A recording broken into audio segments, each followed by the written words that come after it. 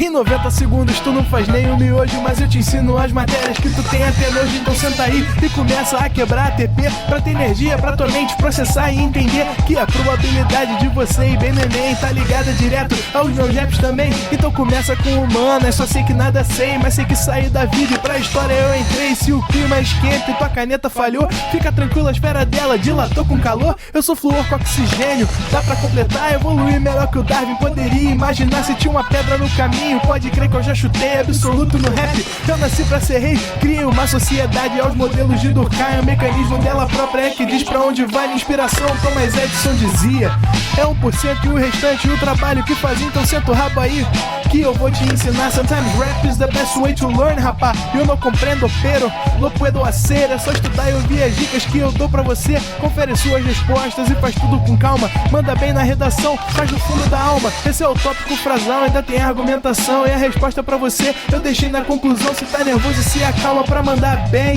E se liga nos vídeos que eu te preparo pro Enem. Fala galera de casa, estamos aqui nessa segunda-feira, dia 13 de julho, Dia Mundial do Rock. Estamos começando mais uma aula de história. Para quem não me conhece, você que fala aí de todo o Brasil, eu sou o professor Paulo Aprígio. Estamos aqui transmitindo em HD de graça para todo o país, mais uma aula do ProEnem. Gente, hoje temos um tema bastante específico, bastante importante do nosso conteúdo. Nós vamos aproveitar aí o dia do rock para falar um pouco sobre o rock na história. Na verdade, a minha preocupação com vocês na aula de hoje é entender o contexto de surgimento desse estilo musical e a forma como ele vai impactar, sobretudo, o Ocidente capitalista na segunda metade do século XX e, de certa maneira, vai se transformar numa nova voz para um segmento social que vai ganhando uma nova identidade a partir da Segunda Guerra Mundial, que é a juventude.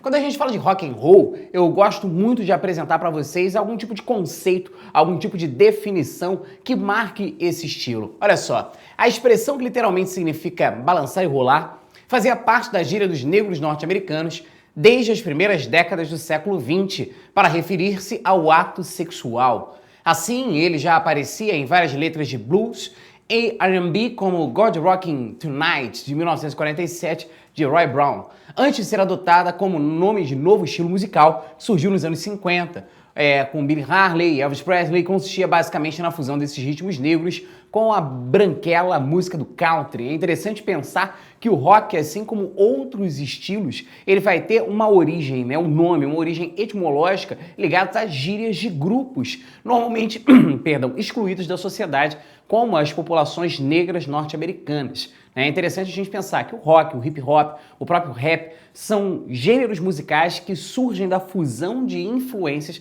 que normalmente estão ligadas aí a esses segmentos da sociedade norte-americana. E aí, continuando. Esse batismo costuma ser atribuído ao DJ, ao disc jockey americano Alan Freed, cujo programa de rádio foi um dos principais responsáveis pela popularização da nova onda, altamente dançante, que logo contagiou toda a juventude do país e do mundo. Na década de 60, o rótulo foi abreviado para rock, para abranger as mudanças provocadas por artistas como Bob Dylan e pelos Beatles, abrindo um leque de infinitas variações. Rock psicodélico, rock progressivo, folk rock, hard rock, heavy metal, etc, etc. A partir daí, o termo rock and roll passou a significar exclusivamente o estilo original, característico da década de 50. Gente, o que eu tô querendo aqui colocar para vocês? É historicamente fácil localizar o surgimento do rock. Assim como também, de certa maneira, é bastante coerente encontrar numa determinada referência da música norte-americana o que seria a geração, o que seriam os pais desse movimento, assim também como os seus avós. Existem alguns ritmos que vão influenciar profundamente o surgimento desse novo gênero musical lá pelos idos dos anos 50. A gente pode colocar movimentos musicais ligados à identidade negra, como por exemplo, o blues, como por exemplo o R&B.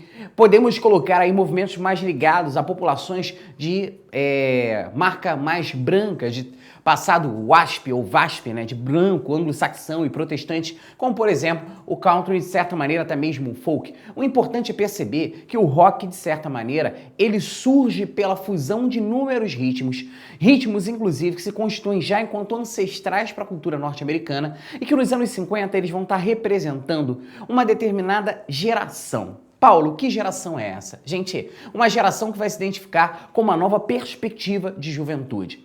Até a segunda metade, ou melhor, até o início da segunda metade do século XX, a gente pode considerar que a percepção ou as perspectivas existentes sobre a juventude eram atreladas a movimentos como, por exemplo, foram as experiências nazista e fascista na Europa. Quando a gente olha a juventude hitlerista ou mesmo a juventude de Mussolini, nós temos ali segmentos etariamente mais jovens, etariamente de números, né, de referências numéricas aí de idade mais jovens, que de certa maneira vão ter, junto àqueles movimentos, um grau de identificação muito forte e vão ser foco da propaganda desses movimentos.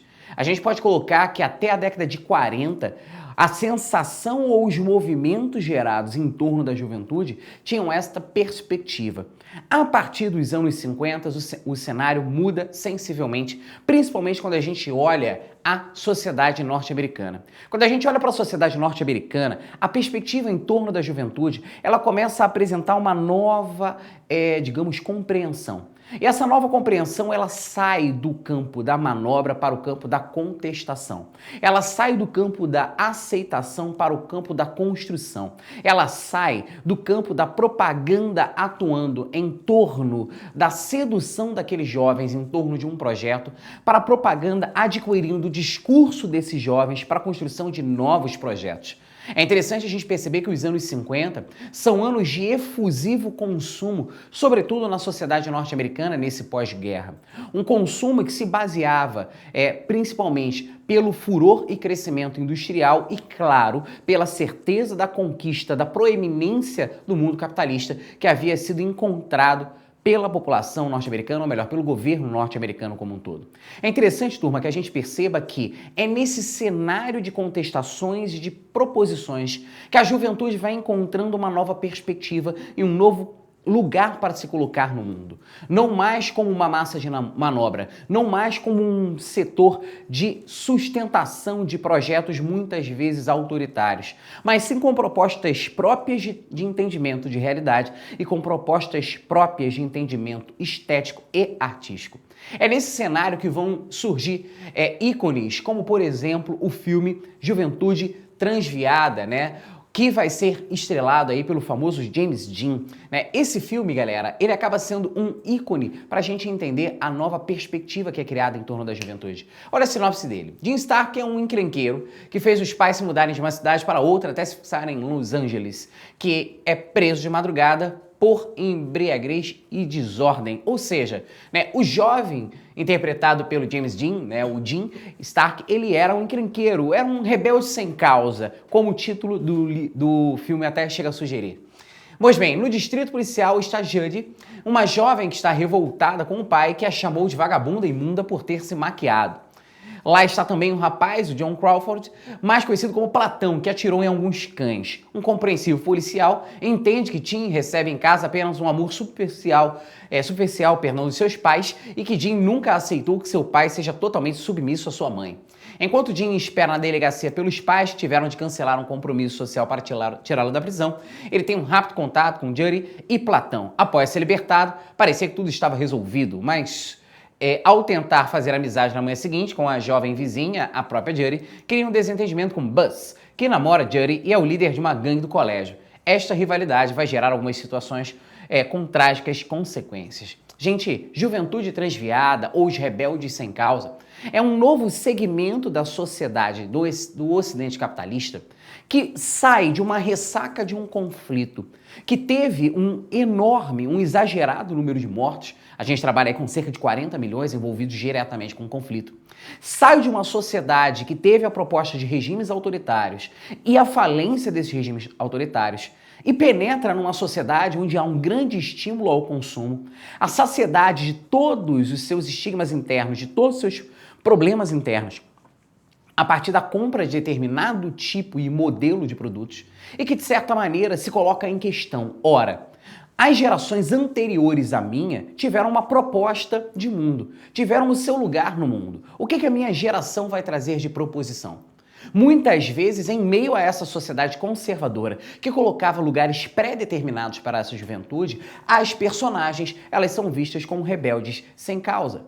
Mas essa juventude transviada, na verdade, ela está criando uma nova linguagem, uma nova literatura e uma nova didática para expressarem a sua vontade, para expressarem a forma como compreende a sua existência. E é justamente nesse cenário que surgem os primeiros grupos e os primeiros artistas que a gente vai identificar com esse novo ritmo, o rock and roll. O mais interessante é perceber que esses artistas, quando branco ou quando negros, eles vão estar misturando aqueles ritmos que eu apresentei ainda agora, como os avós, né, do rock and roll, ritmos que vêm desde as tradições brancas quanto das tradições negras da música norte-americana, mas que vão estar combinando aí estilos e processos num novo ritmo que vai adquirir formas e nomes, a partir de agora, muito variados. Galera, um dos primeiros nomes que eu vou chamar a atenção aí pra vocês é o nome de Billy Harley. Billy Harley era um cantor, né, que vai ser daqueles que a gente pode identificar como a primeira geração dos cantores de rock and roll, que ele ainda é acompanhado por uma antiga formação vocal, que era o seu grupo, que eram os His Comets, né, ou seja, os seus cometas.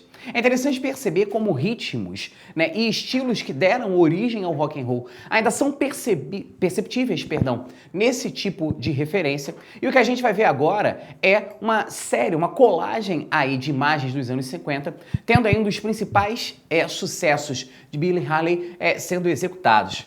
Bom, vamos lá, produção. Estamos no ponto? Podemos ir? Continuamos. Vamos lá?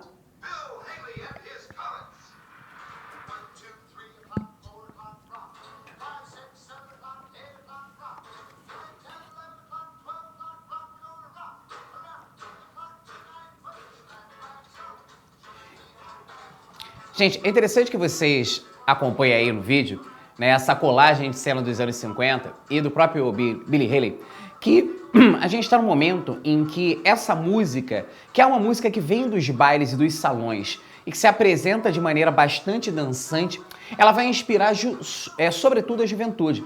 Uma juventude que, apesar de apresentar já algum tipo de contestação, ela vai realizar nesse tipo de ritmo uma faceta muito importante desse segmento da sociedade norte-americana, sobretudo. E que faceta é essa? É estar propondo uma perspectiva positivada da sua existência e que vai cantar, de certa maneira, o seu cotidiano, vai cantar os seus desejos e que vai utilizar esse ritmo como expressão inicial de uma nova proposta, que abandona uma determinada melancolia, que abandona o canto de lamúria e que agora vai cantar mais alegremente e que vai, inclusive, apresentar ritmos mais salteados e ritmos mais dançantes. Tá? Vocês podem acompanhar aí pela tela do computador de vocês aí em casa, né, enquanto ouvem a minha narrativa por fora, que esse ritmo que está surgindo, ele atrai os jovens, mas também atrai as pessoas de meia idade, ou seja, é um ritmo que não necessariamente estaria fora do escopo familiar e que, de certa maneira, vai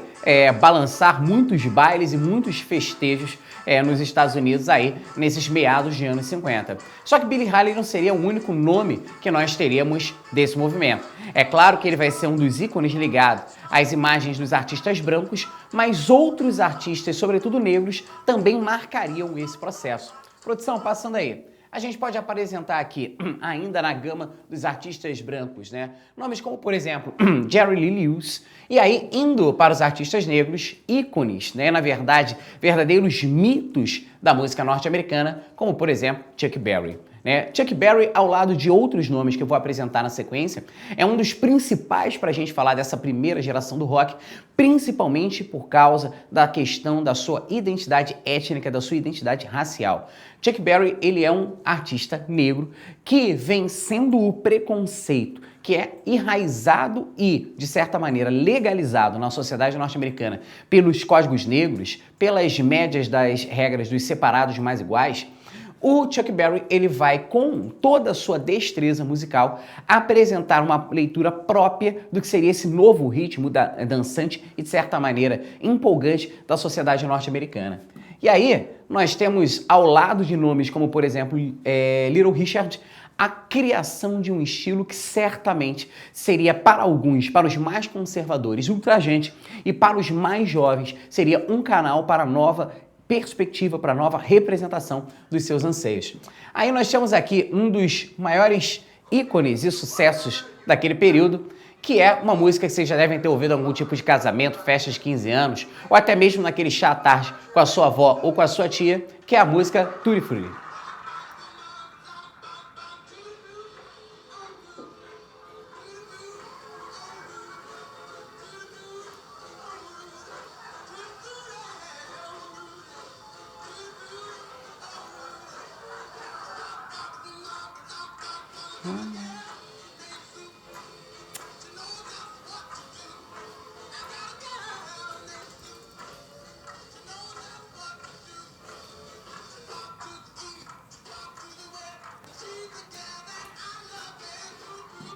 Produção, joga aqui pra mim, por favor.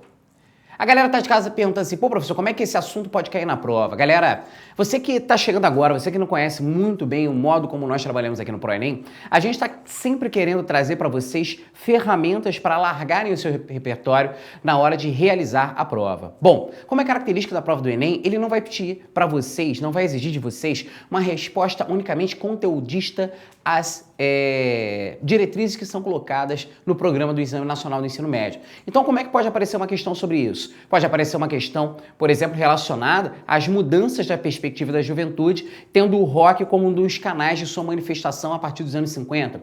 Pode colocar que na sociedade americana no pós-guerra, nós temos a consolidação da sociedade a consolidação de uma determinada sociedade industrial de massa, que de certa maneira vai estar utilizando esse novo esse novo estilo musical como forma de propagação de um determinado veículo ou cultura capitalista. O tema pode aparecer relacionado daqui a pouquinho aos movimentos de contracultura que vão utilizar o próprio rock and roll como uma das suas bandeiras de luta.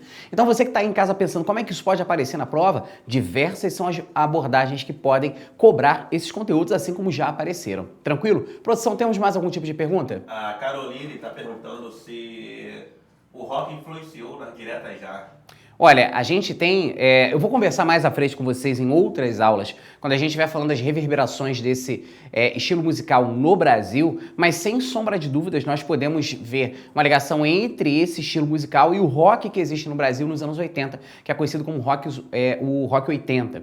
Né? Esse rock das gerações de bandas, como por exemplo, os Barão Vermelho, Titãs, Legião Urbana, Plebe Rouge, o Traje Rigor, são bandas que vão ter o estilo musical ligado ao rock e que vão apresentar no conteúdo das suas letras muitos questionamentos ao cenário político que era vivenciado nos anos 80. Se a direta já é mais difícil ligar diretamente ao cenário, ao contexto que envolve esse evento, sem sombra de dúvidas. Produção, mais perguntas por aí? Josen, ele manda o seguinte, mestre, poderia me esclarecer se os movimentos contra a cultura de protesto pacifista na década de 60 estão correlacionados com o rock da década anterior? Então, Josen, eu vou chegar a esse ponto, tá? Na verdade, eu vou guardar essa sua pergunta para daqui a algum momentinho, tá? Mas primeiro, antes disso, produção, mais perguntas? Não?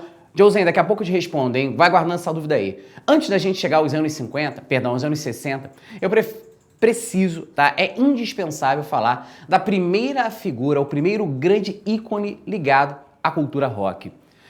É impossível falar da primeira geração do rock no mundo, é impossível falar da primeira geração dos astros de rock and roll sem falar de Elvis Presley. Paulo, por que Elvis Presley é um nome tão importante para falar de rock and roll? Por que essa figura ficou conhecida como o rei do rock? Galera, o Elvis ele é, de certa maneira, o primeiro produto midiático que foi construído em torno desse novo gênero. A primeira vez que ele grava um álbum, na metade dos anos 50, o jovem Elvis, ele não alcança grande sucesso, mas ao ser ouvido por um diretor da gravadora, em que ele realiza essa primeira gravação, executando música de outros cantores acompanhado por um conjunto vocal, um conjunto musical que incluía dentre os musicistas um amigo pessoal seu, o Elvis acaba despontando para o mercado fonográfico e se torna um ícone para a geração dos anos 50.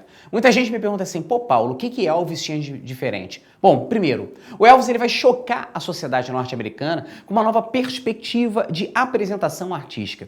Vocês podem perceber que entre os cantores e apresentadores anteriores, né, que foram colocados aqui pra gente, por exemplo, como Little Richard, como o próprio Chuck Berry, e de certa maneira como Jerry Lewis, ou mesmo quando a gente fala do Bill Haley, a gente está falando de ícones que, de certa maneira, seguiam determinados padrões aceitos pela sociedade americana, mesmo quando negros, eles eram, de certa maneira, enquadrados num determinado padrão que era aceito e permissivo à sociedade norte-americana. O Elvis, ele vai cobrir, digamos assim, a quebra desse padrão.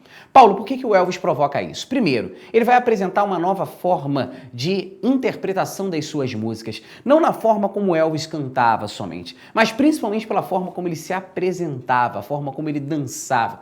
Muitos diziam que Elvis cantava como um branco e suava como um negro, e é esse tom, né, de entrega e, de certa maneira, um apelo bastante sensual que foi feito da sua imagem que transformou o Elvis nesse galã norte-americano, esse ícone da cultura jovem norte-americana nos anos 50. Elvis foi um dos maiores nomes da música norte-americana, não somente do rock, um dos maiores vendedores de álbum e, sem sombra de dúvida, até o final da sua carreira, nos anos 70, né, no ano de 1977, quando ele vem a falecer, Elvis ele foi uma das primeiras figuras ligadas à ideia de um ícone pop, de um ícone de massas. Olha que interessante. Até o final de sua carreira, Elvis emplacou 107 canções de sucesso, o que representa um recorde. Os Beatles ocupam o segundo lugar com a marca de 48 canções. A gente está falando aí do primeiro grande ícone e da primeira, digamos assim, primeira banda pop rock ou rock mundial, né? Então, colocando aí, os Beatles ocupam o segundo lugar com a marca de 48 canções. Até hoje considerado por muitos o rei do rock, a importância de Elvis reside no fato de que foi ele quem solidificou o rock como um estilo de música popular. Para a juventude de sua época, foi o representante da rebeldia, da sexualidade e da vitalidade. Gente, eu diria que são esses três últimos adjetivos que melhor caracterizam a figura de Elvis Presley. Ele é um signo de virilidade, ele é um signo de sexualidade e ele é um signo que vai ser utilizado pela juventude como identificação durante os anos 50. Galera, é interessante perceber que entre a primeira metade dos anos 50 e a segunda metade dos anos 50, nós já temos uma nova identificação, né? Uma reidentificação desse novo ritmo que é o rock and roll, e entre os anos 50 e os anos 60, com a sua popularização e dispersão pelo mundo ocidental como um todo, nós temos um aprofundamento das transformações a eles ligados. Galera, na verdade, a música norte-americana, ela já apresentava-se de maneira irreversivelmente transformada. Isso a gente percebe mesmo nos anos 60. Gente, olha que interessante. Se os anos 50 marcam o surgimento desse novo estilo musical, o rock and roll, os anos 60 marcam a sua primeira mutação, a sua primeira transformação. Gente, imaginem que nós estamos no ano de 1965, no Festival de New Portman, que era um dos festivais de folk mais tradicionais da música norte-americana. Esse festival, ele contava naquele momento com a apresentação de um dos seus maiores ícones da música jovem daquele momento, que era esse rapaz que aqui se apresentava atrás de mim, um cara chamado Bob Dylan. Bob Dylan é, sem sombra de dúvida, um dos nomes mais pontuais para explicar a música norte-americana como um todo no século XX. A gente pode dizer que existe uma determinada matriz musical antes do Bob Dylan e uma outra matriz musical depois do Bob Dylan. Ele representa, na verdade, um momento, melhor dizendo, de transição da música e da cultura norte-americana, e no ano de 1965 ele vai subir ao palco de um dos festivais mais conservadores de música folk nos Estados Unidos e fazer a sua primeira parte de apresentação como mandava o figurino, se apresentando com a sua harmônica, com a sua gaita e com o violão. Quando sobe ao palco para executar a segunda parte da sua apresentação, ele vem acompanhado de uma Fender, que seria pivô de um grande, digamos assim, acontecimento. Apesar de ser um ícone por muitos indiscutível, o jovem Bob ele vai ser vaiado em 1965 ao subir ao palco com uma guitarra elétrica. Aí você está em casa pensando assim, pô Paulo, por que isso? Os segmentos mais conservadores da música, não só a música norte-americana, mas a gente pode colocar a música ocidental como um todo, vai ter uma primeira reação aos instrumentos elétricos e à guitarra em especial. A guitarra parecia ser um instrumento menos qualificado, um instrumento desqualificado para um cantor e compositor da altura do jovem Bob Dylan. Ele não vai se dobrar frente às vaias e vai continuar a sua apresentação levando ao palco a sua estimada Fender. Galera, a gente pode considerar que a partir de eventos como os eventos de Newport, a música norte-americana ela passava por um processo de transformação, de refundação, assim como a própria política norte-americana vivia isso nos idos dos anos 60. Mas não é só desse lado do Atlântico que a gente tem o surgimento de ícones e de monstros da música ocidental como um todo. Do outro lado do Atlântico, os ecos desse novo estilo musical também ganham as suas representações. Aqui nós temos duas bandas, né, que vêm lá da Inglaterra, que vêm lá do Reino Unido e que de certa maneira se transformariam também em ícones desse novo estilo musical. Nós podemos falar aqui dos bons garotos de Liverpool, os Beatles, ou daqueles que seguem, né, o vocalista e autêntico anarquista Mick Jagger, que são os Rolling Stones. Galera, hoje quando você pergunta para gerações de 30, 40 anos atrás, qual foi o maior ícone, qual foi a maior banda rock que eles assistiram em vida? Muitos deles com certeza falarão que foram os Beatles. Mas antes do ano de 1968, se você quer falar de rock, se você quer falar de rock em inglês, sem sombra de dúvida você tem que fazer referência a Mick Jagger e os seus companheiros. Até um determinado álbum que a gente vai falar daqui a pouquinho, que foi lançado pelos Beatles em 1968, os garotos de Liverpool são apenas os bons garotos de Liverpool. Porque quem tinha a nova apresentação, quem tinha a nova perspectiva musical, ou melhor, quem tinha a verdadeira atitude rock, aquilo que se constituía como uma atitude jovem, uma atitude de questionamento, eram os Rolling Stones. A gente pode considerar que alguns elementos marcam essa transição, e são elementos que, sem sombra de dúvida, estão ligados à trajetória pessoal das duas bandas. E é impossível falar de rock, é impossível falar de trajetórias de bandas no mundo ocidental capitalista sem falar de um dos principais conflitos em que o mundo se envolve nos anos 60, que é a Guerra do Vietnã. Galera, os anos 60 são anos em que nós temos aí uma determinada aproximação diplomática, uma determinada distensão entre as duas superpotências eminentes da Segunda Guerra Mundial. E eu estou me referindo a quem, galera? Eu estou me referindo aos Estados Unidos e à União Soviética. Os primeiros momentos, os primeiros episódios da Guerra Fria foram episódios bastante tensos. É o momento em que aquela Guerra Fria, ela parecia dar uma ideia de ser quente. Porém, a partir dos anos 50, ao final dos anos 50, para ser mais preciso, e início dos anos 60, nós temos uma possibilidade de abertura de diálogo que se consolida em 1962. Imaginem vocês, o mundo se pega perplexo quando aviões de espionagem do governo norte-americano, aviões chamados U-2, sobrevoavam Havana, sobrevoavam o arquipélago de Cuba e descobrem bases de lançamento apontados para o território norte-americano. Esse episódio de 1962, que foi conhecido como a crise dos mísseis, ele marca o início da distensão. Ele marca o início de um diálogo maior entre as superpotências, afastando cada vez mais a possibilidade de um ataque direto, mútuo, entre Estados Unidos e União Soviética. Isso não quer dizer que em áreas ditas periféricas aos seus sistemas centrais, a guerra não pudesse acontecer de forma direta. Desde 1954, o Vietnã, o Laos e o Camboja, uma região que era conhecida como Indochina, viviam um processo interno de independência. Na verdade, desde 1945, com a derrota dos japoneses, a Indochina inicia o seu processo de luta pela independência. E no ano de 1954, com a vitória na Batalha de Dien Bien Phu, os indochineses, em especial vietnamitas, conquistam a sua independência.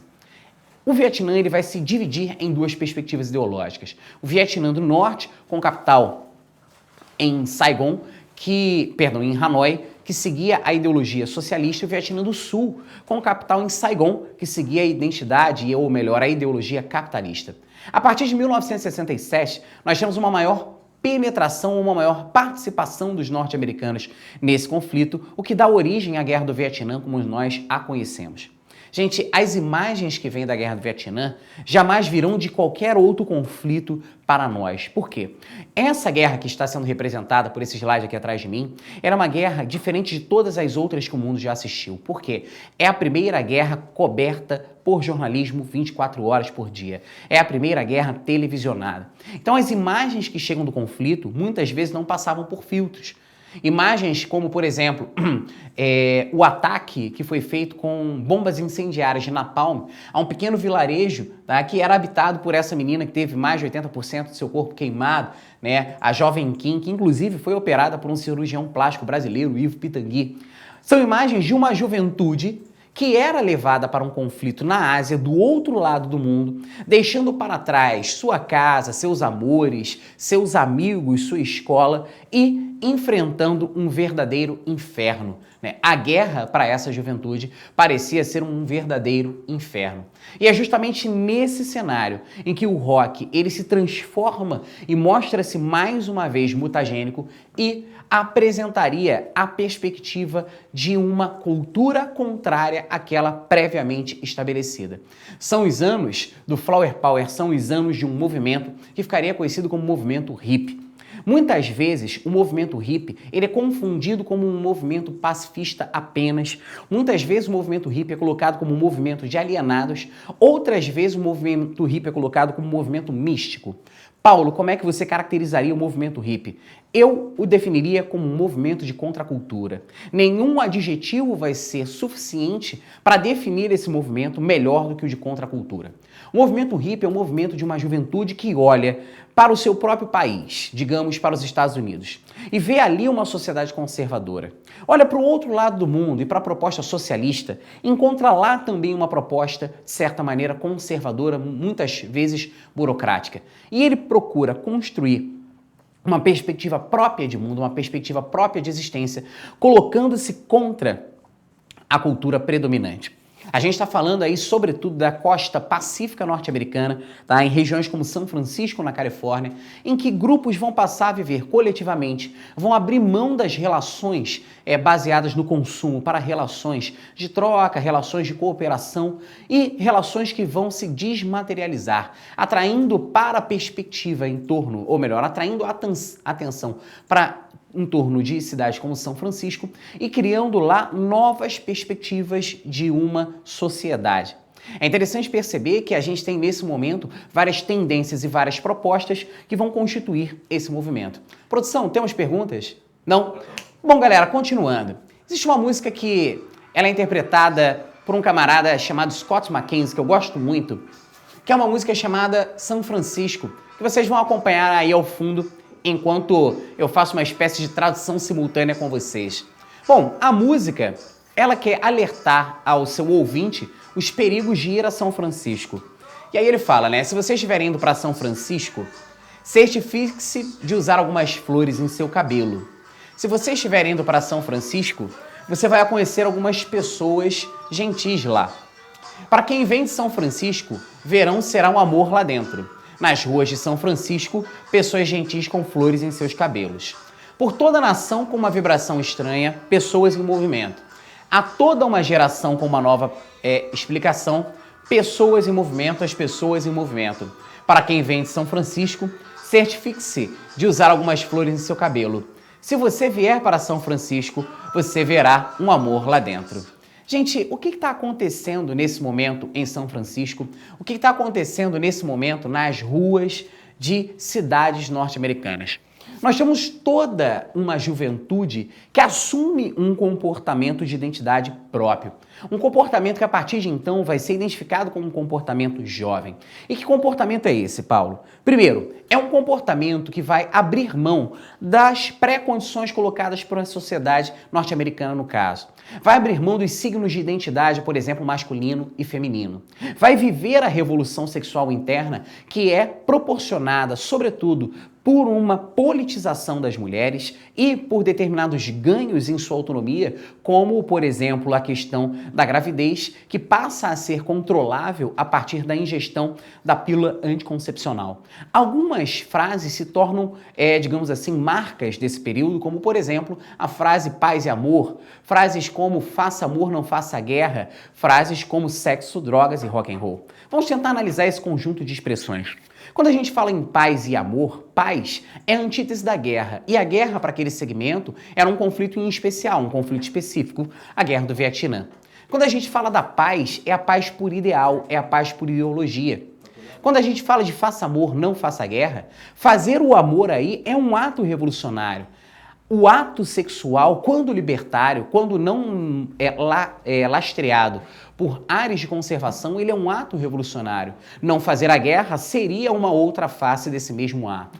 E quando a gente fala do sexo, das drogas e do rock and roll, a gente está falando em 3 bandeiras de luta, em 3 bandeiras de sustentação desse movimento. O sexo como atividade revolucionária e libertária. As drogas como o caminho para a abertura de uma transcendência. Existia uma frase em inglês no momento que, na sua tradução para português, seria algo como pare, use e desligue. Pare é realmente parar o mundo, para o que você está fazendo. Usar é o uso das drogas. Né? Nesse momento, muitas drogas faziam sucesso. A que mais agitava a juventude era o ácido lisérgico, o LSD, devido aos seus grandes impactos psicotrópicos. Então, assim, o pare, uso, desligue era uma possibilidade de abertura para um novo mundo. E o que seria, digamos assim, o guia para todos esses eventos? Seria o rock and roll. Galera, é claro que nós temos pensadores que, de certa maneira, vão se tornar ícones desse movimento. Pensadores como, por exemplo, o Timothy Leary. Gente, esse cidadão que vocês estão vendo aqui, ele defendia o uso do LSD, ele defendia o uso das drogas como uma forma de melhoramento da sociedade. Ele era professor de Harvard, um neurocientista muito reconhecido, quando vai ser expulso daquela universidade por fazer um experimento com mais de 30 estudantes universitários. Claro, com o seu consentimento, utilizando o LSD. Ele vai se transformar num ícone do movimento pop, do movimento hippie, do movimento de contracultura. Inclusive, é escritor, né, vai ser escritor durante a sua vida, sendo considerado um dos autores de ficção científica mais importantes para as obras que seriam feitas nos anos 70, 80, até mesmo 90.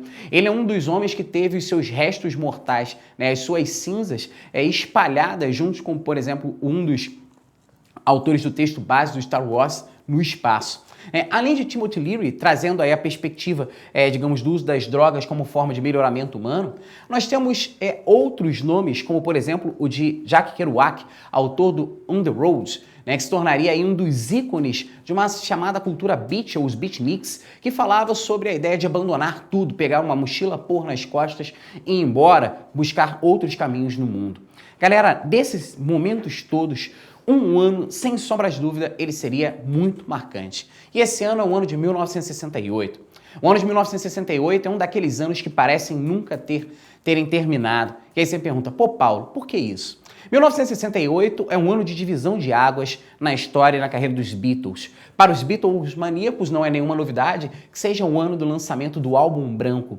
Um dos poucos álbuns dos Beatles que não vinham com título, né, e que é conhecido como álbum branco justamente por causa da aparência da sua capa, que trazia apenas o nome da banda The Beatles. Galera, 68 é um ano muito marcante. Por quê? É um ano que marca a ofensiva comunista contra os norte-americanos no Vietnã, né, uma ofensiva que foi feita no Ano Novo Vietnamita, o Tet, né, conhecido aí como um evento, como a ofensiva do Tet. Nós temos a manifestação de velocistas negros norte-americanos nas Olimpíadas do México, nas Olimpíadas da Cidade do México, fazendo um silencioso ato aí ao cobrirem as suas mãos com as luvas negras e erguerem o pulso, né, um sinal que era utilizado por inúmeros grupos, como por exemplo os Panteras Negras, os Black Panthers. 1968 também é o ano do triste assassinato de uma das principais vozes que lutavam pelo pacifismo e pelos direitos iguais dos negros na sociedade norte-americana, que era o pastor batista Martin Luther King Jr. Em 1968 foi o ano em que os estudantes de Paris e as populações de algumas repúblicas soviéticas, em especial a Tchecoslováquia, vivenciaram movimentos internos de revolução. O Maio de 68 em Paris, na França, é conhecido como o ano, né, o momento da Revolução dos Estudantes, que desistiram dos partidos, das instituições, para construírem junto com os trabalhadores uma proposta de novo mundo, de nova perspectiva contrária ao governo do então presidente Charles de Gaulle. Aqui nós temos uma imagem, né, das ruas do Quartier Latin, né, o bairro que existe na França, que é densamente ocupado por estudantes universitários. E aqui nós temos imagens da chamada Primavera Praga, momento em que nós temos na Tchecoslováquia a possibilidade de um socialismo autônomo mais liberto, digamos, das amarras de Moscou, que acabaria sendo derrotada pela intervenção militar ordenada pela Rússia. 1968 seria um daqueles anos cheios de evento, que pronunciariam, de certa maneira, o que viria no ano seguinte, no ano de 1929. Perdão, em 1969. Pô, Paulo, o que viria no ano de 1969? Gente, 69 é quando vai se realizar o maior festival de rock da história. Não importa se numericamente existirão festivais maiores.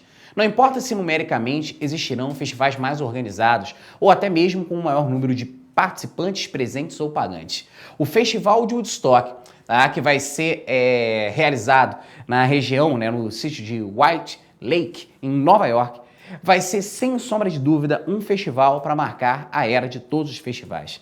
Inicialmente ele estava marcado para ser organizado na cidade de Woodstock, mas acabou sendo proibido pela comunidade local, sendo transferido para esse outro município do estado de Nova York. E seria justamente nessa região que os 3 dias de paz, música e arte mudariam a perspectiva da cultura ocidental como um todo. Paulo, por quê? Bom, eu vou trazer para vocês, tá, só o iniciozinho dos quase 7 minutos de apresentação de um guitarrista e cantor chamado Jimi Hendrix. É uma das primeiras apresentações que a gente vai ter no Festival de Woodstock. O Jimi ele vai apresentar para vocês de maneira livre, né, sem partitura, sem nenhum tipo de controle, uma interpretação própria do hino norte-americano. Tá? Eu peço que vocês acompanhem aí alguns segundos dessa apresentação, que é considerada uma das apresentações mais históricas do próprio Jimi Hendrix.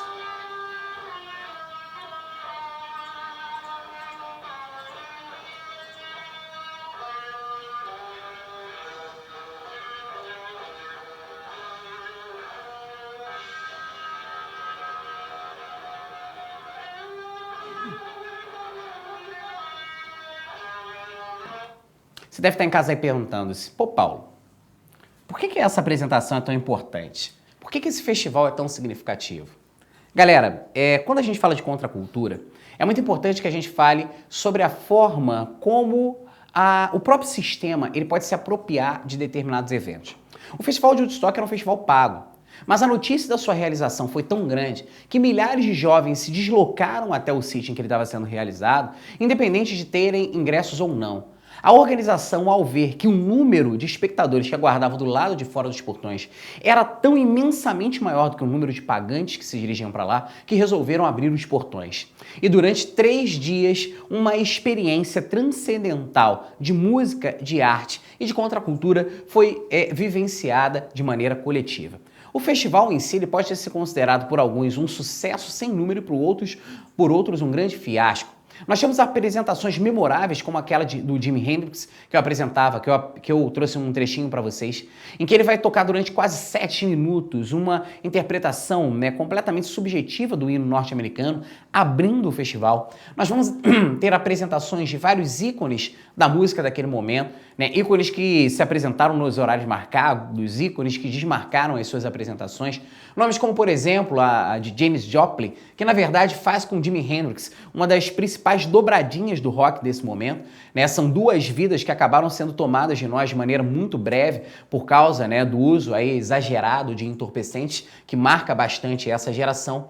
Mas sem sombra de dúvidas, o Festival de Woodstock ele vai ser considerado aquele em que a música e a arte esteve à frente de qualquer outra condição de interesse humano. E lá, de certa maneira, a paz e a harmonia reinou, apesar de todos os indícios de confusão que poderiam estar apontados para aquela região.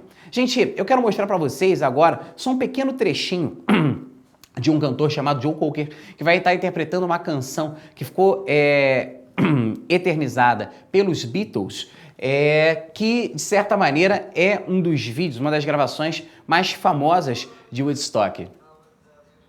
Eu vou adiantar um pouquinho do vídeo só para vocês sentirem um pouco qual era o clima que estava rolando naqueles dias.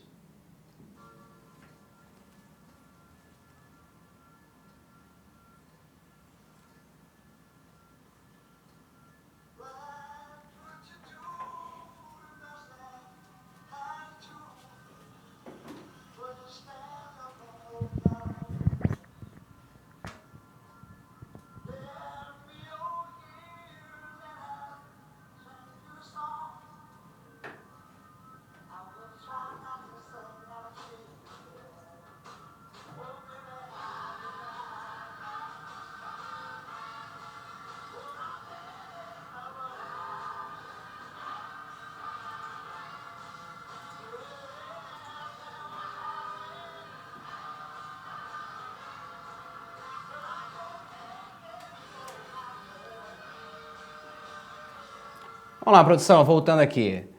Galerinha, o que acontece?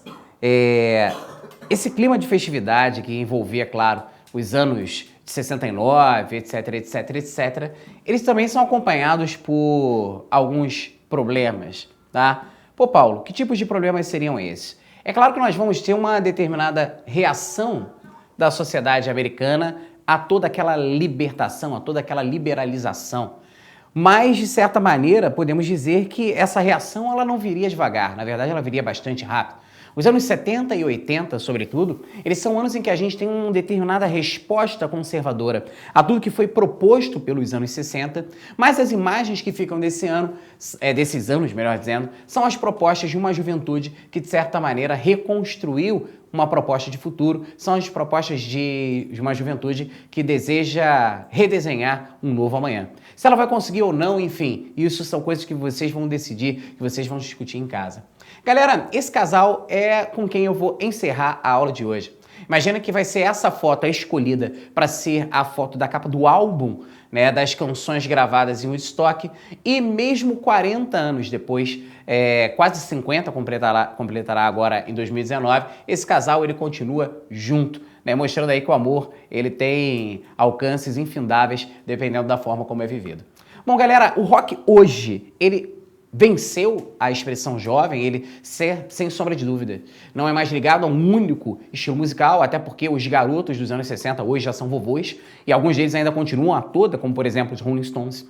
O rock, né, que vai ter uma origem lá no country, no R&B, no jazz, ele vai ganhar novas perspectivas, o surf rock, o rock psicodélico, new wave, glam rock, o punk rock, o rock independente, grunge, o new metal, o heavy metal, Riot Girls, enfim, vão ganhar várias perspectivas hoje em dia, né, se transformando num dos mais plurais estilos de música, mas sem sombra de dúvida não perdeu os ares da jovialidade que apresentava já nos anos 50. Galera, nós vamos falar mais sobre música, nós vamos falar mais sobre cultura, vamos falar mais sobre literatura nas nossas aulas aqui pra frente. Vou fazer uma aula só para falar sobre a música brasileira nos anos 60, a gente vai falar muito sobre autores e cantores que vão ser influenciados pelo rock, não só norte-americano, mas aquela contracultura como um todo que vai ser produzida pelo mundo.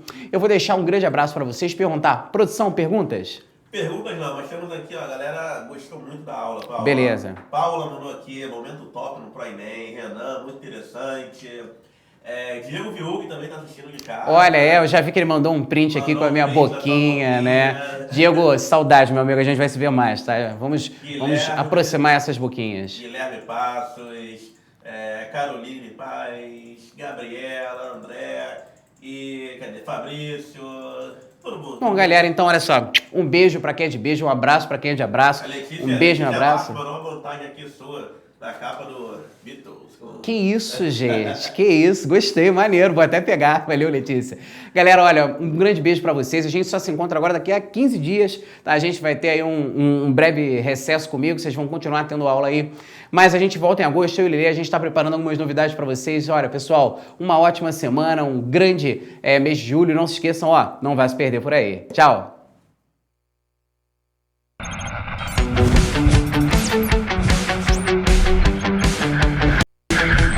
ProEnem, a preparação que vai além.